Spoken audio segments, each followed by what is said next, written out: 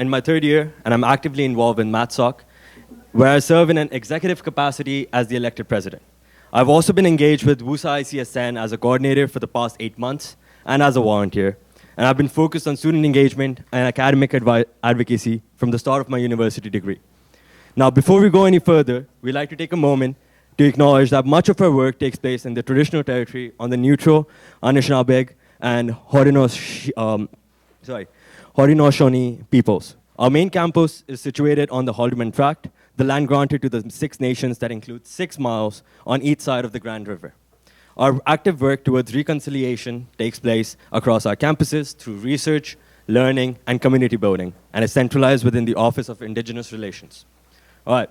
This event has been kindly sponsored by the I2I Research and Innovations Institute, whose support enables us to bring innovative voices, research insights, and entrepreneurial experiences to our Waterloo community. Today, we are thrilled to be joined by David Radke. David Radke is a senior research scientist with the Chicago Blackhawks of the National Hockey League, and he works as part of the hockey strategy and analytics team, helping to evaluate players, teams, and strategies from in-game data to assist coaching and roster construction decisions. His main areas of research include artificial intelligence, especially multi-agent systems and reinforcement learning, and sport analytics. David completed a PhD in computer science at University of Waterloo, where he studied the impact of teams or subgroups on how reinforcement learning agents learn within multi-agent systems. He was also an assistant captain of the Waterloo men's hockey team during the first year of his PhD. So without further ado, I invite you to join me in welcoming David Radke with a round of applause. Thank you.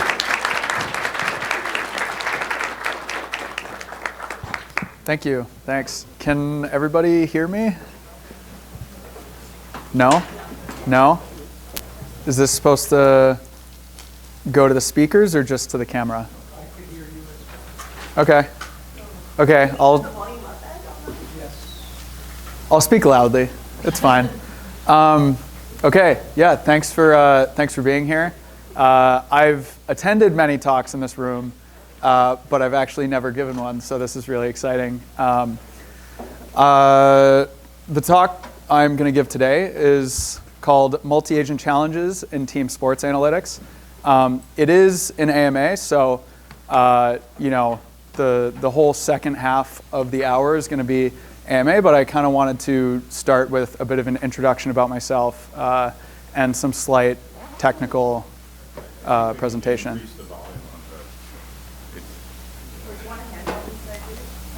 On here.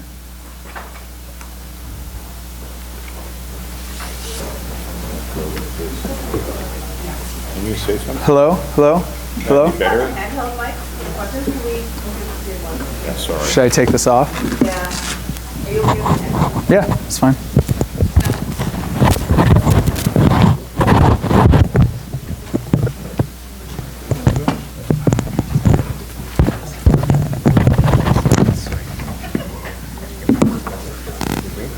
Hello? How's that?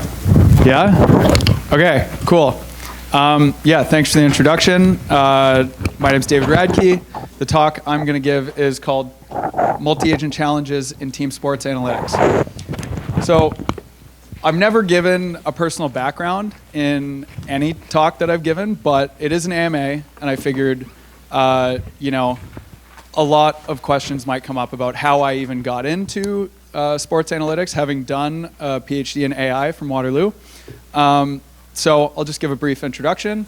I'm from a town called Orinda, California. It's located in the East Bay area, right there. I just put a little pin on it. In 2015, I did my undergraduate degree at Colorado College in Colorado Springs. I played Division I hockey there. Before coming to Waterloo in 2018, as mentioned in the introduction, I studied multi-agent reinforcement learning with Tim Brecht and Kate Larson. And I also played on the varsity hockey team here for a few years while I was still allowed to. And then in 2023-ish, I defended my PhD and then joined the Chicago Blackhawks full-time. I say ish because I actually started working for the Blackhawks in 2022 and worked there through the last year of my PhD. And then, yeah, moved down to Chicago after that, and I've been down in Chicago ever since. So I work as part of the Hockey Strategy and Analytics Group, or HSA, at the Blackhawks. When I was hired in 2022, this was kind of the start of our group. We had an assistant GM who came to the Blackhawks from the Chicago Cubs and decided to, start to build out an analytics group. And he came across some of the research I did, and we kind of started our discussions there. But just at a high level, some details about our group, because it is kind of unique, at least in hockey.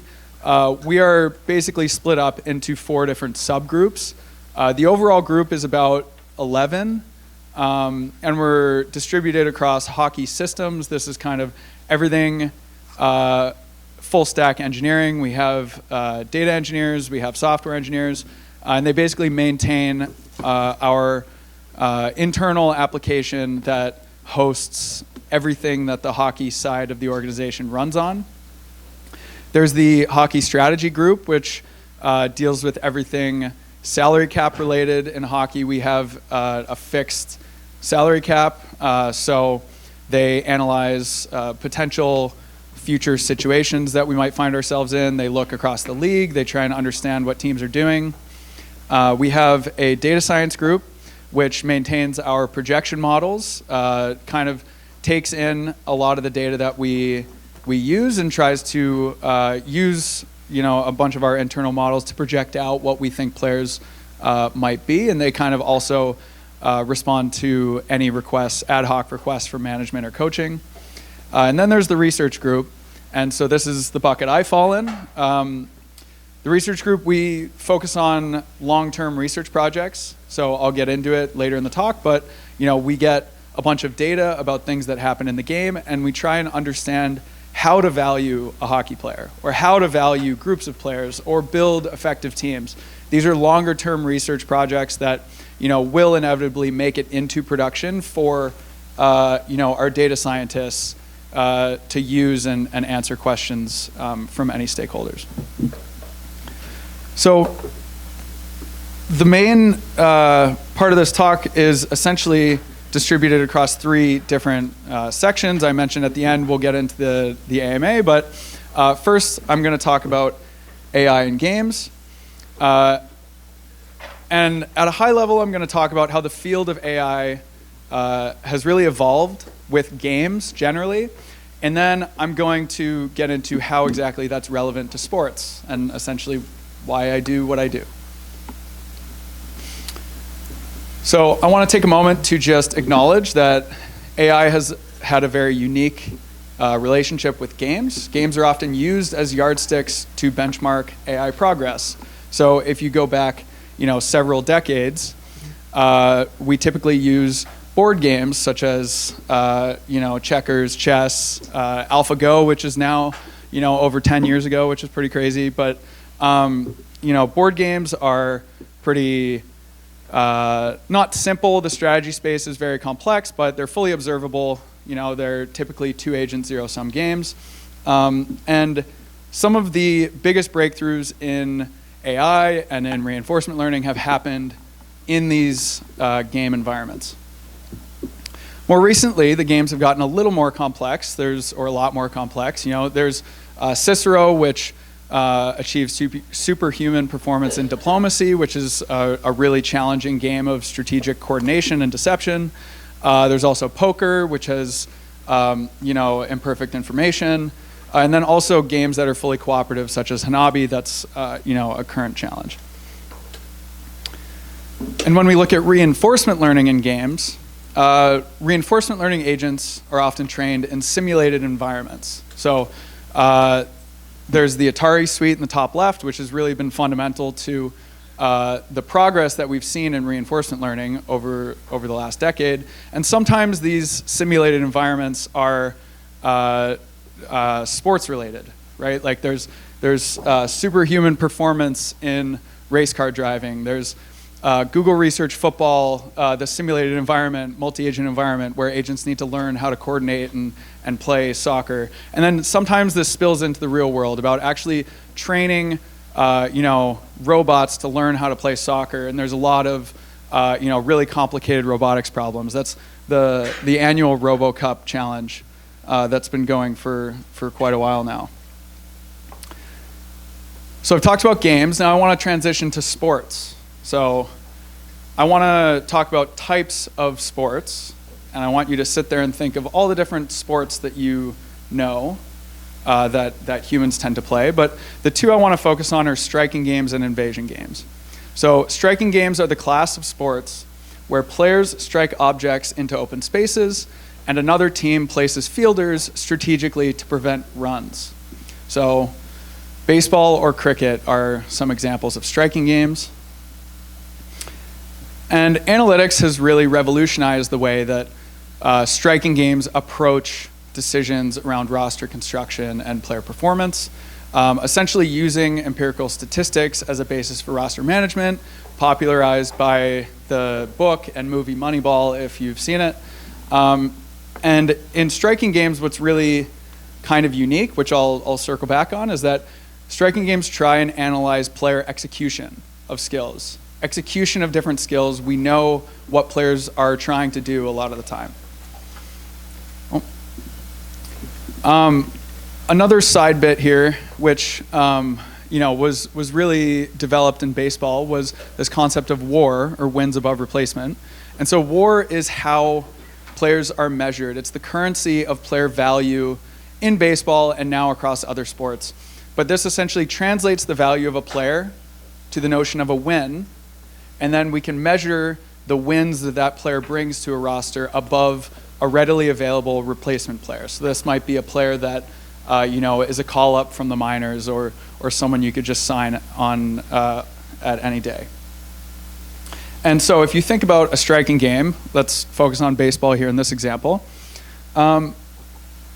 There's some multi-agent interaction. So the title of this talk is Multi-Agent Challenges. There's some multi-agent interaction between, primarily the pitcher and the batter. We get many examples of this throughout a game, but for the most part, fielders are kind of like plug and play. You take a shortstop on the Toronto Blue Jays and you put them on the Chicago Cubs, and you'll probably get similar performance regardless of who the third baseman is or the left fielder. Now, contrast this with invasion games. Invasion games are those where teams intermingle and attempt to outscore the opponent by invading the opponent's territory. These are games like ice hockey, football, soccer, and basketball.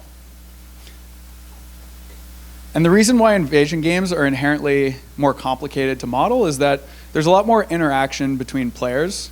There's a lot more coordination and teamwork required for teams to be successful. And the data we get in invasion games is a lot more complex. There's a lot more actions, there's a lot more strategy that could be going on. Players, we're not just trying to measure skill, but we're also measuring decisions that they make. They don't need to shoot the puck, they could hold the puck. And so in invasion games, it's not just about who is good, but who is good together and in what scenarios.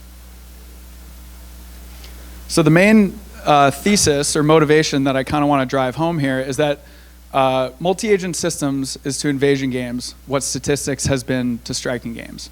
And we've seen statistics revolutionize the way striking games perform and how management teams build their teams in these striking games.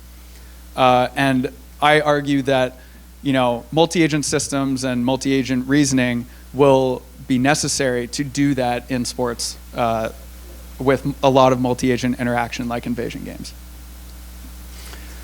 Just as a side note, some relevant features for why I think that this is necessary is that, in invasion games, these sports happen in enclosed environments governed by rules. We get real reward from the environments. So in reinforcement learning, it's all about reward.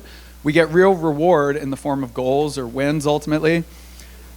We get real examples of cooperation and coordination.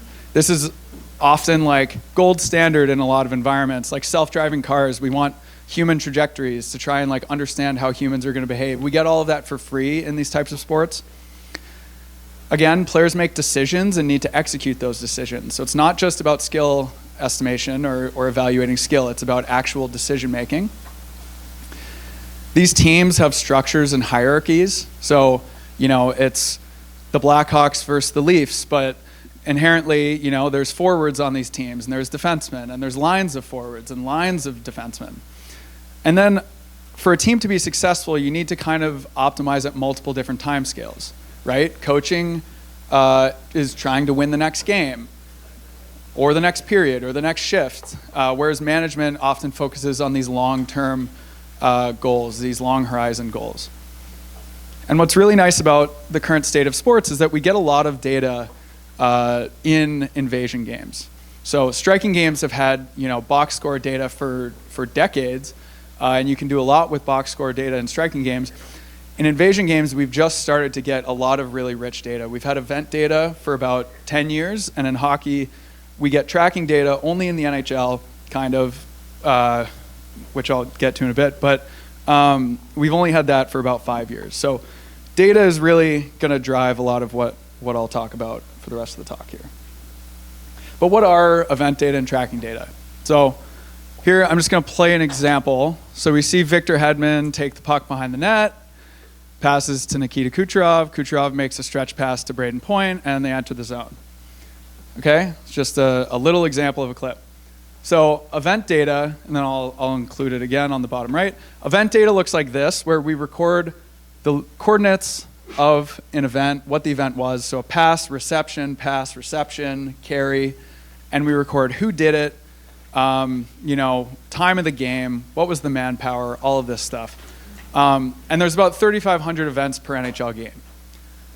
But the really interesting thing here is that we know where events happen, but we don't really get the context of what the event, what the environment was like when the event happened. So we know there was a pass, but we don't really know where the puck went on that pass behind the net. We don't know if it was a bank pass or I guess it could have been a risky direct pass, but we don't know where any of the other players are. So enter tracking data. Tracking data, again, we've had in the NHL for about 5 years now. Tracking data looks like this, where we get the X, Y, and Z coordinate of all players multiple times per second, and we can do a join with tracking data and event data to then say, okay, when Nikita Kucherov made this pass to the far blue line, where was everybody? Where was everybody on the ice? What did the state of the game look like? And there's some stuff overlaid, which I'll get into later, but in the NHL, tracking data is collected via a hardware-based system. In other sports, it's typical to be collected via computer vision, and there's a really cool lab over in engineering here that Dave Clause's lab that does a lot of computer vision NHL tracking from broadcast film. So you actually take the frame that you're seeing there and try and extract tracking data from it. Here's just another example. This is a GIF. So when I was at Waterloo, I worked a lot with the tracking data, and I made this GIF a few years ago, but this kind of shows, we're modeling passing lanes, and this kind of shows one example of a nice play. So Torrey Krug is gonna get the face-off win there and then make this nice pass, bank pass off the boards, and then Vladimir Tarasenko goes in and makes a nice play at the net. And this is what the video of that clip actually looks like. So there's face-off win, there's the bank, there's a nice move, goes in and scores. And that was that defenseman's first NHL game also. So that I felt bad when I watched that, but it was a nice play. He's a good defenseman. He went first overall, so it's not a big deal. Okay, so now I just want to kind of summarize some types of models in sports. These aren't, there's a lot of research that comes out about sports, but inherently within a team or within different types of games, there's different models that you can build. So just some high-level models that, we build, and, all of these things try and feed into that WAR value in different ways. At the lowest level is this thing called expected goals. So now I'm just going to talk about hockey, but this kind of translates to a bunch of different sports. Expected goals is just a fancy way to say the probability of a goal conditioned on a shot. So there's a shot on net. What's the probability of that shot being a goal? It doesn't even need to be on net. It could be a miss. But you can essentially aggregate these throughout a game to say, okay, what would we expect the score to be in this game conditioned on all the shots that happened? I chose a very good recent game for us to put there. But on top of expected goals, there's adjusted plus minus models, or regularized adjusted plus minus, APM or RAPM. And these essentially build ridge regression models on top of expected goals, considering who's on the ice for your team, the other team, and tries to measure the high-level impact of players when they're on the ice. Popular in hockey, basketball, and soccer are these things called possession value models. There's been a bunch of different work on this, but essentially trying to model what is the long-term expected discounted reward or probability of scoring when you have the ball or puck at a specific area on the pitch or ice. So these are kind of underlying frameworks behind a lot of player evaluation models.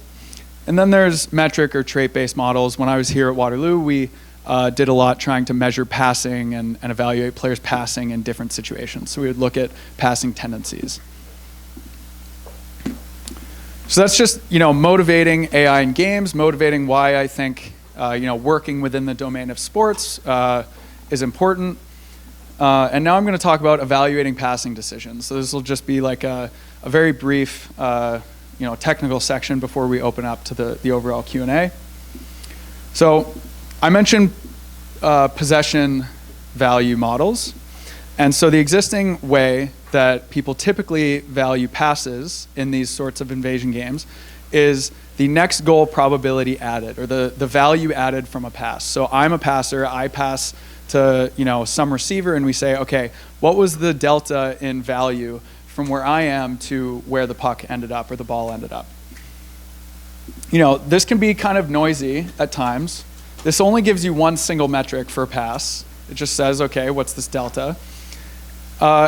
And it relies on outcomes. So year over year, there's a lot of stochasticity that happens in sports. Like I might make a decision, but then, the puck hits something on the ice and kind of goes over my receiver's stick, or my receiver just isn't paying attention. So typically relying on outcomes in sports induces a lot of noise. So the whole idea between this project, or this section that I'll cover, is can we do better than just looking at this delta? So I'm now going to introduce reinforcement learning. This is the standard reinforcement learning slide that you'll see in any RL style talk. But reinforcement learning is essentially a machine learning technique where agents act in an environment to maximize some numeric reward signal that they observe or that they get from the environment.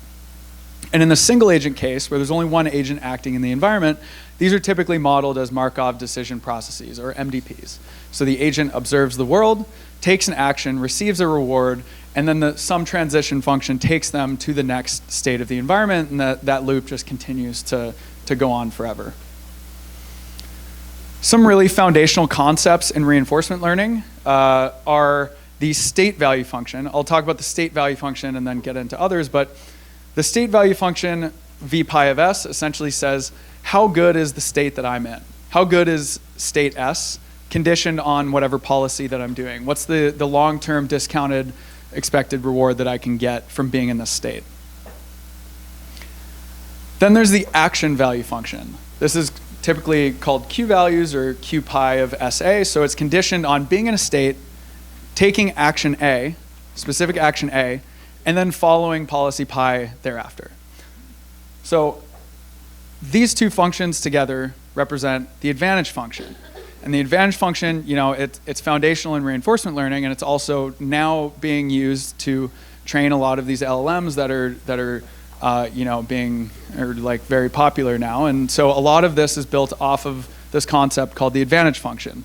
And so what this essentially is saying, what is my advantage for taking a specific action in a specific state? How much better or worse was taking this action compared to the state that I'm in?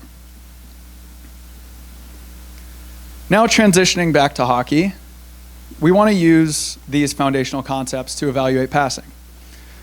So traditional box score, official stats in the NHL typically rely on scoring events. You have goals, assists, points, plus, minus, stuff like that. And I had mentioned that there's 3,500 events per NHL game on average, and about 875 of these are passes. So a large portion of events that happen in a game, you watch any NHL game, you'll see tons of passes. But the only existing official passing metric are assists, which only happen on goals, which are already sparse in NHL games. So I want you to pretend like you're a passer and you have 4 different receivers here. And so you're conditioned on your decision to make this pass. You have 4 different options. But it's not just you and your receivers, because there's also another team. This is a zero-sum game between 2 teams. So there's also these opponents that are really trying to disrupt this pass. Now, we're going to utilize some past work that myself and colleagues during my time here at Waterloo published using the NHL tracking data. And so we tried to measure the passing lane between a passer and receiver. We tried to say how available or how risky is this passing decision from a passer P to any receiver R. So we're going to utilize the passing lane model to build a suite of other models to understand how much better was an agent's action or a player's action than the expected value of their state. And so here, the Q value, or the value, the state action value function, is the expected value of choosing a specific receiver. In this case, it's receiver 2, that green arrow. And then the state value function is the pre-pass value. It's saying before I actually choose a receiver, what is the expected value of being in a state? And this is all conditioned on the pre-pass expected receiver, what we would expect the player to do, because there's obviously a distribution over receivers that we would expect, and then also the probability of that pass being successful. Like if one of my receivers is standing right in front of the net, but he's got 3 guys covering him, it's the probability of making that pass successfully is probably pretty low. So here's another in-game example. Basically, this is what the state looks like at the time of the passing decision. And Josh Morrissey, I'll play this. Josh Morrissey is going to come down, get the puck, make this pass to Nikolai Ehlers in front of the net, who gets a very good grade A chance at the net. So I'll just play it a few times so you can see it. But at the time that Morrissey decides to make that pass, he has four possible passing options, which I've drawn arrows here on the tracking state. This is what it looks like in the tracking data, kind of superimposed into 2-dimensional space. So in this case, using this as an example, what we're doing is we're going to measure the delta in the value of Morrissey's choice to pass to Nikolai Ehlers, conditioned on how difficult that pass was, what we would expect him to do in that situation, and the value of where Nikolai Ehlers is, which depends on one of those possession value models that I'm not going to talk about. Between that and the pre-pass state that Josh Morrissey found himself in. So here's some results. Basically, I'll go through this at a high level. Each dot on one of these plots represents an individual player. And we're measuring season over season stability. So in sports analytics, you want metrics that you're measuring about a player to be stable, because then you have higher confidence that in the next season you're going to get that same level of performance. And I mentioned if you rely on outcomes, this can sometimes get noisy and not be very sticky season over season. So each dot here represents an individual player. We're measuring season over season stability. And if we look at a bunch of these different metrics, on the left we have the value of being in a state conditioned on the decision to make a pass. So this is our players getting to valuable states to make passes. Next, we have the Q value of their passing decisions. So this is when you're in one of these states, are you making decisions that are high value in whatever state you decide to make a pass from? And then we have the advantage function, which is the difference between these 2. And then on the far right, we have, comparing with outcomes. And what we find is that we can take how we measure passes and we can deconstruct this problem into a bunch of different functions that we're measuring about the decisions of a player to make a pass and you know, their decision to make a pass and then who they're going to pass to and all this sort of stuff to come up with subcomponents of passing that are roughly 2 times more stable year over year than just looking at the observed pass, the change in value from pass origin to reception. So that's just, you know, one example of things that we're trying to understand. We're as a research group, and so now I'll transition into the Ask Me Anything. But first, I'm gonna just give a high-level overview of some of my you know, short and long-term research interests. Generally, I'm interested in how reinforcement learning can be used in sports, much like I talked about in the middle section. We have a ton of offline data. Typically, RL is you know, an online problem, but we have a ton of offline data generated by some distribution of agents or players. And I'm really interested in how we can build more complex value-based models or world models from a lot of this observed data. Offline policy evaluation and value decomposition. A line goes out, generates some offensive value. How do you distribute that across players that are on a line and the actions that they do? Team and coalition formation. So in hockey, we have players that play in lines, and so that's an active coalition formation problem. This is a big area of you know, multi-agent systems. Empirical game theory, and also strategy and tactics. So you know, in soccer, this might look like formation that you're playing against specific opponents, but what does this even look like in hockey? I'm really interested in trying to understand this and how this could kind of play into you know, conditioning on certain opponents or maximizing the value of your team, condition on the players that you have. And then finally, I'm just going to advertise, we are soon going to be posting job postings for fall internships. So typically we've been doing summer internships. We're going to shift these to fall because then it overlaps with part of our season. Summer in hockey is not as exciting as the fall in hockey. So free agency is like 3 days, and with the cap going up, the free agency market isn't like as good as it used to be, I guess. But yeah, so thank you for your attention.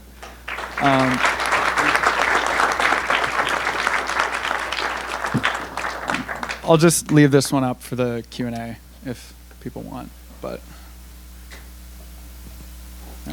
Thank you so much for your talk. You mentioned it's important to have, like, you know, this stability, year-over-year stability, you know, to predict the players' outcomes. But I'm thinking, what about, like, you know, I mean, players year-over-year, they grow, they evolve, some of them decline. You know, I mean, you know, that's a novel fact of, you know, life. I mean, what happens there? And also, NFL, CFL, is that if it's not considered an invasion game, what is that considered? Thank you.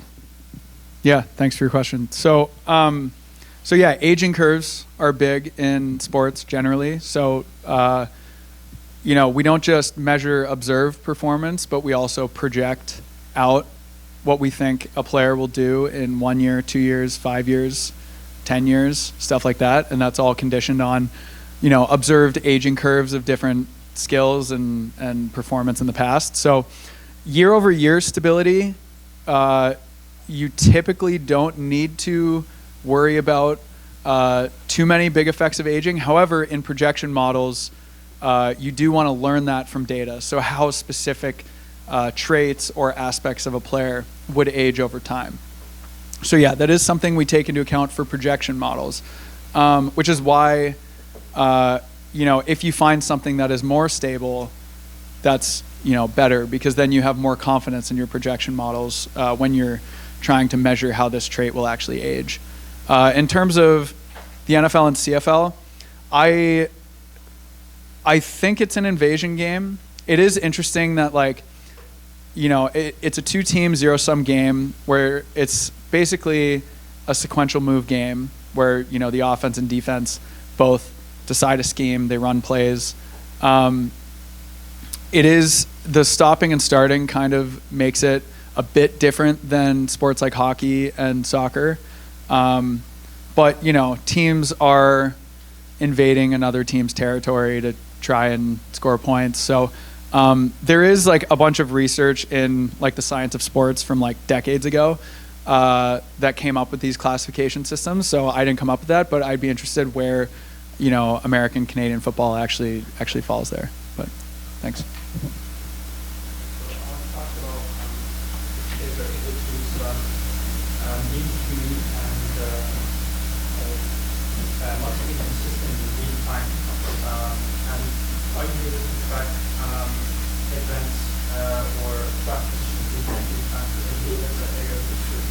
Yeah, good question. So the question is, are we able to,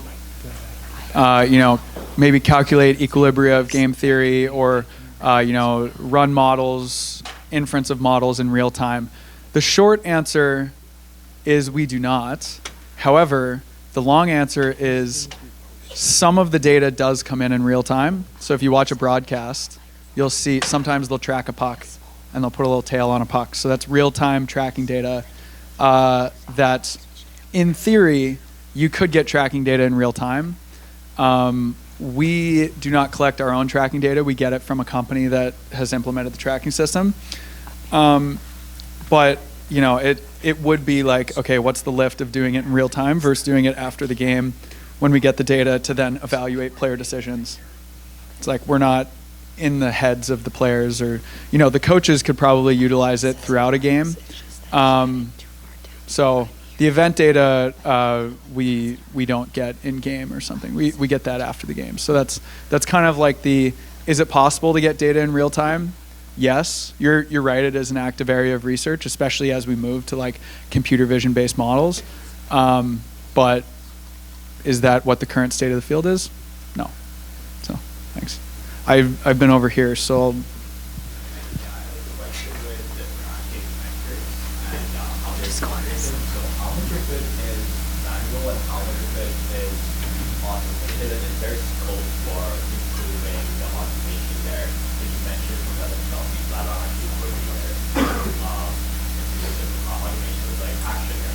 yeah.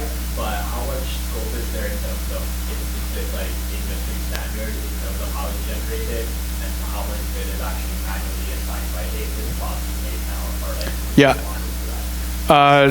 Do you mean so action recognition in the tracking data or event data? I guess event data. So event data, we get our event data from a third-party company, so we don't actually collect it. By the time we get it, it has all the events filled out throughout a game. The company says that they use computer vision to do eventing. I don't know the details of that process. Is there area like to work there? Absolutely, yes. Like automated action detection is obviously a big area of research in general in terms of computer vision, but also just like specifically in sports.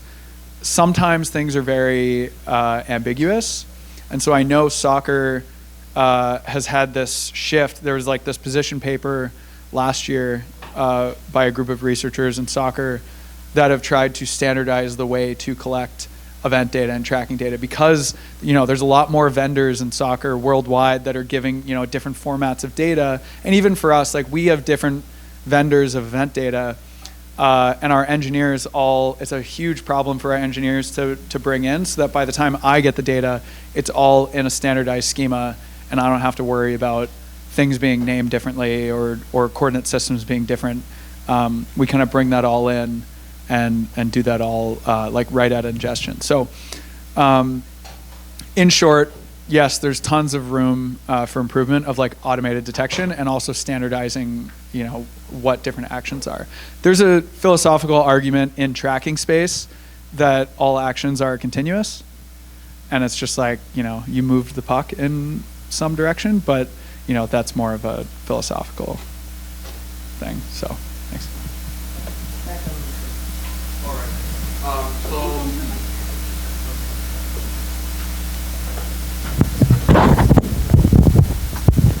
Thank you so much for sharing. So my question is about the usability or the current state of your work. I mean, what's the frequency or how frequent, how significant your work is involved with the coach decision making nowadays? Is your analysis already a daily routine for their strategy and tactic making, or it's a better to have at the moment? And like, what's the scale of your team, and like how often you report to the coach and finalize into like the really carried out strategy during the games? Thank you. Yep. Thanks for your question. So the way that we operate as a group is we have an internal platform that everyone in the hockey operations group, has access to parts of that platform. So whenever we as a group implement a new model to measure something, depends what exactly it's measuring, but say it's used to predict something about an opponent or measure something about an opponent. Coaches, whenever they want, going into any game or going to past games, can pull that up. So it's all self-serve. We don't necessarily operate in a sense that like we sit down and write reports and then we meet with the coaches and we go through it. But parts of our group, I mentioned the data science group meets with the coaches, so they do kind of have this back and forth interaction, but which does inform a lot of the models that we build and how we approach problems and stuff. But in terms of on a day-to-day, a lot of it is in this internal platform where it's self-serve. We're not like sitting there tracking the event data ourselves and then coming up with a report and then going to the coach. It's when we put something in production, it's all plugged in so that when we get new data from a provider, all of our models kind of run in sequence, and it all kind of gets pushed up to a platform where anyone who's interested in seeing it or using it to make a decision, it's right there in like an easily digestible form. So, thanks. And one of the things you talk about is, thank you. You talk about team formation, coalition formation. How much of that becomes gap analysis for future state of the team? So you analyze, you say, who's in free agency, what the draft pool looks like, so that you are actually looking at a future state of the Blackhawks in using this and trying to determine where your weaknesses are as a team group. Yeah, great question. That's, obviously that is long-term a very important general problem for teams, like even planning out, 3, 4, 5 years in the future in terms of, I didn't even get into the fact that like contracts are all different terms. And so you kind of need to do this resource allocation problem where, some players are signed for 1 year, other players are signed for 7 or 8 years. So yeah, in general, the general problem of team formation is that where we need to plan for what our team construction could or should look like in the years ahead.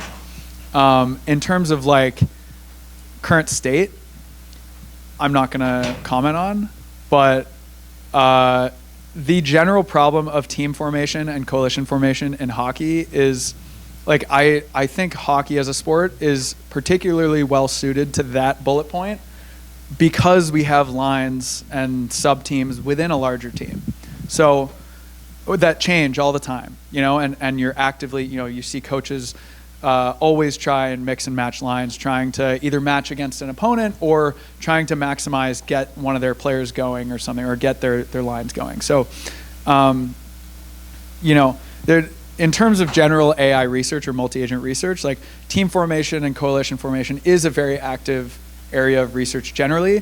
And in sports, I think hockey is particularly well suited because of the line problem. And I can't, maybe there's other sports that I can't think of that inherently have that problem, but we inherently have that problem, and we have real examples of human coaches trying to solve this problem all the time. So. So my main question is based on.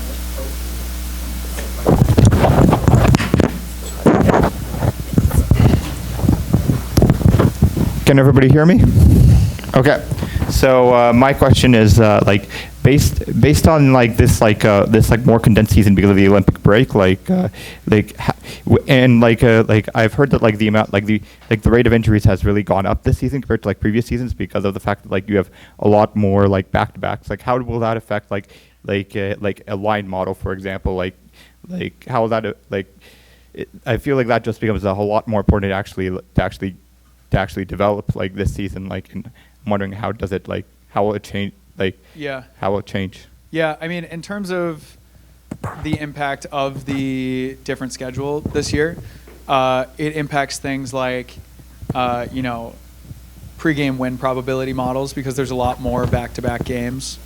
And so win probability models take things into account like days of rest and, strength of the roster. So if there are injuries, that'll impact kind of the uncertainty of the season, and maybe we're seeing that in the more condensed Eastern Conference where the playoff race, one team's at the top of the East and then a week later they're at the bottom of the East. So I haven't looked into kind of the increase or impact of injuries. I know people are saying that there's an increase in injuries, but I mean I've also heard that maybe we're just observing them in a tighter frame of reference. So it appears that there's more. I don't know. I haven't actually looked at if there are more injuries or not, or if it's statistically significant, because some years there's a lot. At least early in the season, I remember when this narrative came up and people were like, oh well, 4 years ago we had even more injuries in a 3-week span or something. So. Yeah, I haven't actually kept up with that. Okay, So. I was wondering how that affects the line combination models. Yeah. Players into different lines. Yeah. Yeah, I mean, so that's ongoing research in terms of how to do that online. As you have outages in multi-agent systems, you have agent outages, and how do you operate around those? It would definitely impact that as soon as you implement the time dimension and the possibility of these outages, for sure. In terms of, that problem is studied across multi-agent systems and published on a lot. But yeah, I haven't looked at it specifically for the condensed season. So yeah. Great job. Thanks.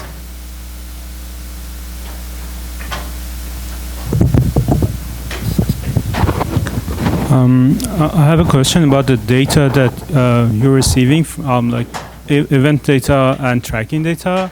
So I'm wondering, is there any inaccuracy on that data that you receive, or do you want any data that you don't have but you wish you have, for example?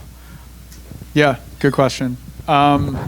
Inaccuracies in the ambiguity of how things are evented, for sure. We circle back on a bunch and it's oh, was that a pass? Was that a dump in? That's why I said in tracking space, there's the argument that maybe the action space is just all continuous. Even in the tracking data, it's a hardware-based system. Inherently, there's going to be error. So if you're modeling something that you need really high resolution for, which sometimes we do, you do see error in some of the readings that you get between players. You can try and account for that by measuring uncertainty or building models with some measure of uncertainty, sure. But yeah, there's definitely some error. It just depends on what data you're working with, what type of error you typically see.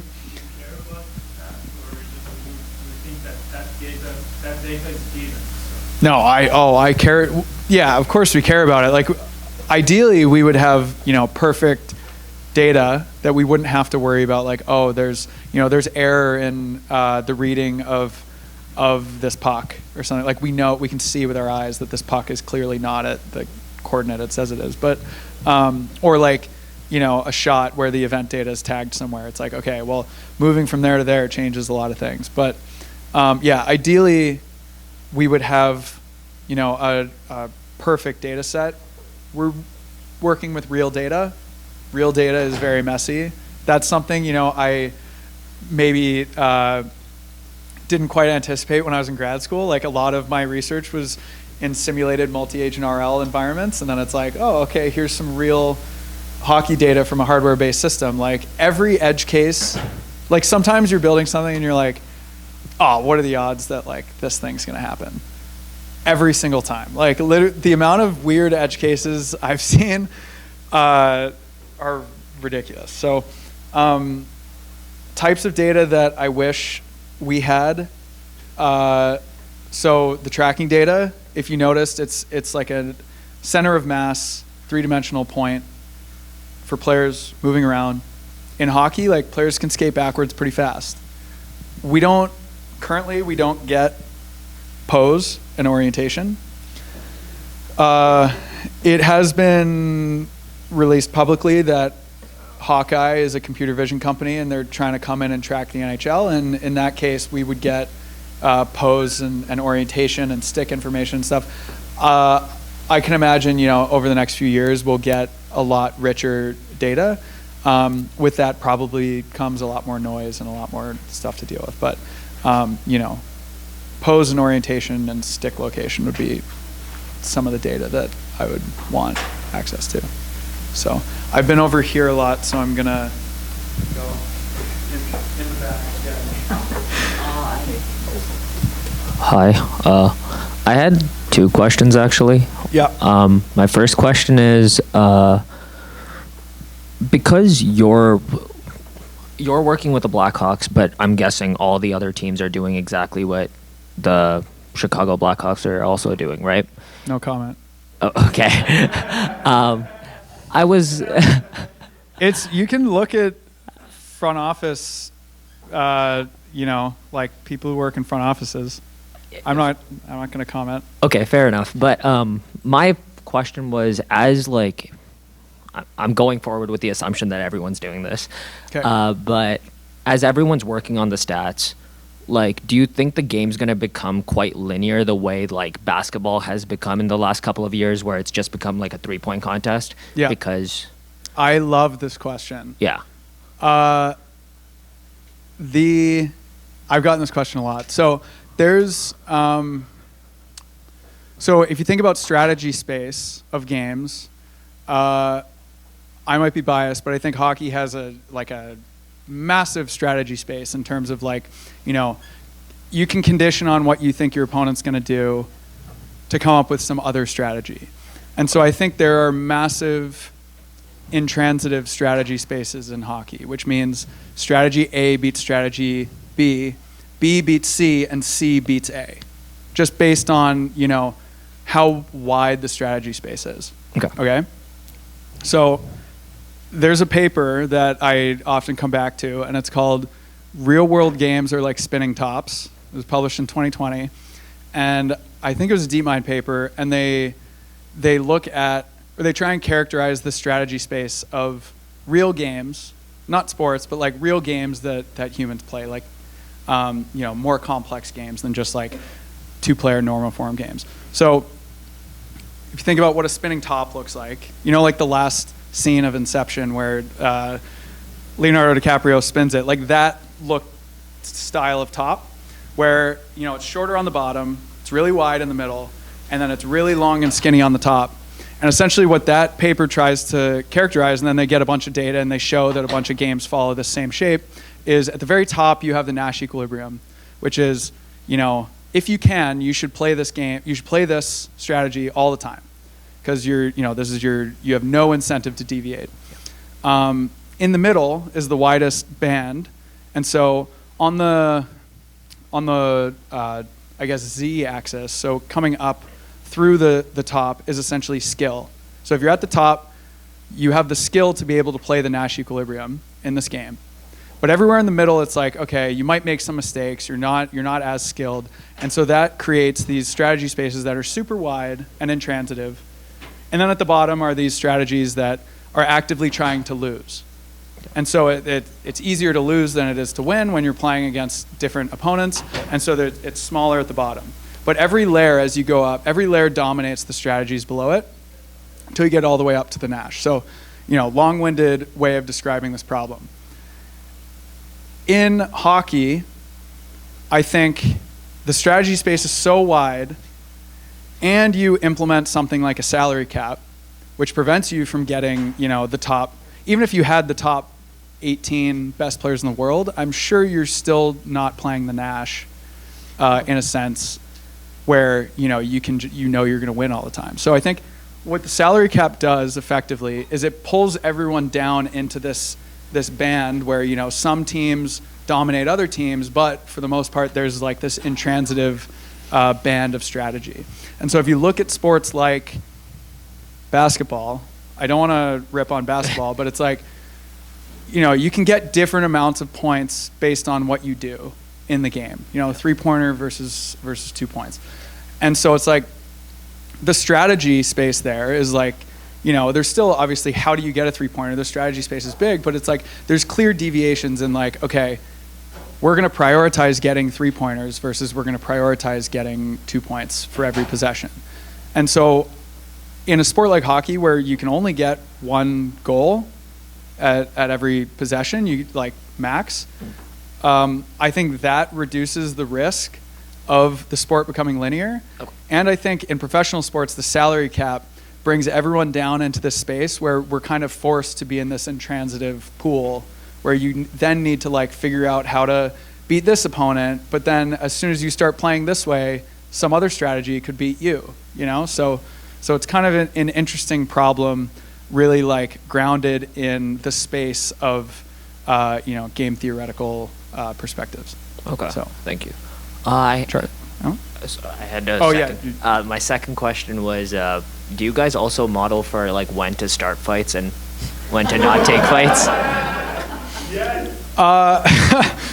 No, I did review a paper at LinHack. So LinHack is the Swedish hockey analytics conference, and I did review a paper on the like impact of a fight on the game, like what happens after it, and it was very interesting. It came the guys who wrote it had done a bunch of research on fighting and attendance in lower level pro leagues, like in the U.S., and so it was very interesting. Just, but no, short answer, no, we don't. Thank you. Yeah, thanks. Okay, Charlie had a question.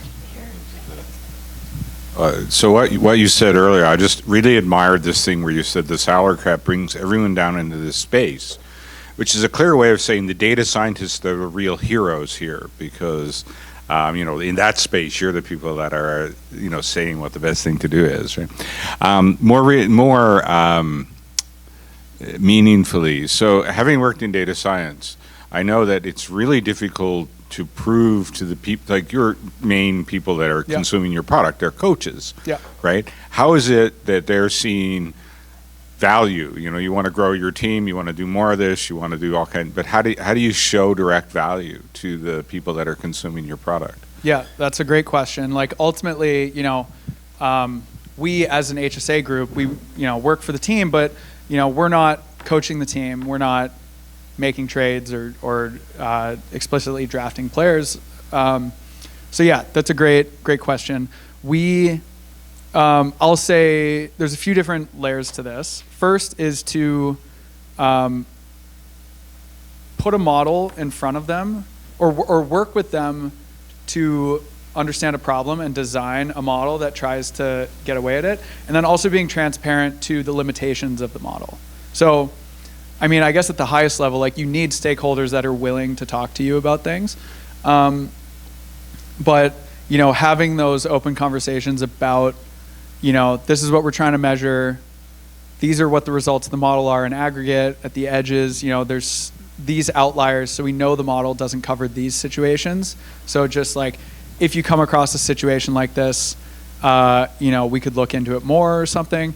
One thing in sports, which I've learned, working with the team, but also talking to people that work in other sports and at other teams, is attaching everything to video.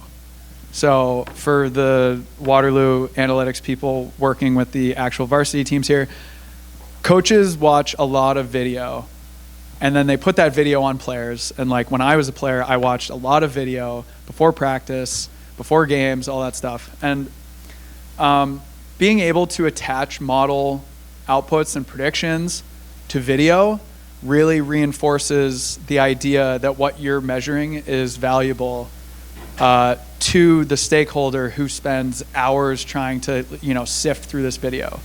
Does that make sense? So basically, they want any edge they can get, and so they're really willing to work with you to try to figure out how to make value out of what you're delivering. Yeah. I mean, hockey as a whole is like, very early in the, like kind of what the motivation of the first part of the talk was, is like hockey's very early in this whole analytics approach because we've only had data for, a handful of years. If you look at a sport like baseball, like if you've watched the movie Moneyball, there's like the early scenes where it's like, why would we listen to this guy? Like, what does he know? What does he know as opposed to us and stuff? So there's like, you need stakeholders that are willing to have conversations with you. But in practice, what I found is like everything, if you click to video for everything and you show that like, okay, look, this is what we're trying to say. And like, these are the actual clips that we know that you understand what's happening. And these two things are aligned, or if they're not, it's a good way to get feedback on how to improve your model. That is a good way to, one, get buy-in, and then two, create that relationship with stakeholders to like continue that evolution of your models. So, yeah. Yeah, I want to ask about, thank you. For junior leagues like the CHL and OHL and stuff like that, do people use similar things to determine, like, I'm sure your scouting department probably uses similar things? So like to scout like either Gavin McKenna in the CHL, or is it kind of limited to how much data you can get from those junior leagues? So are you saying like a CHL team's analytics group, or like an NHL team scouting the CHL?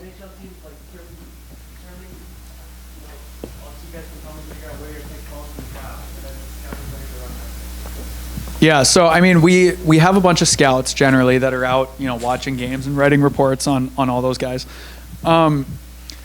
We get data. So I showed clips of the NHL and stuff, but we do get event data for junior leagues. And so we have models that operate on event data, and like, there's different, data sources, but we get event data for, European leagues and, across the whole world.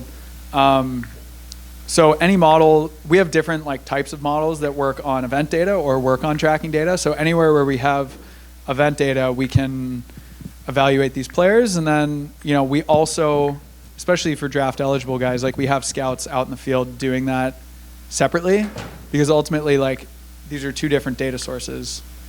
You probably don't want to blend them together too much, at least, because it's like, when you're making a decision, I'm not talking about myself, like whoever's the decision maker probably wants a few different perspectives on how to make that decision. So, cool. Okay, great, thank you. So I'm going to close out the, formal portion of this talk. David, you're going to stay around for a little bit if there's questions? I'll be around if anyone has any more questions. Okay, amazing. So Charlie's question set us up really well, I think, for kind of my closing thought around the value of a math degree from the University of Waterloo.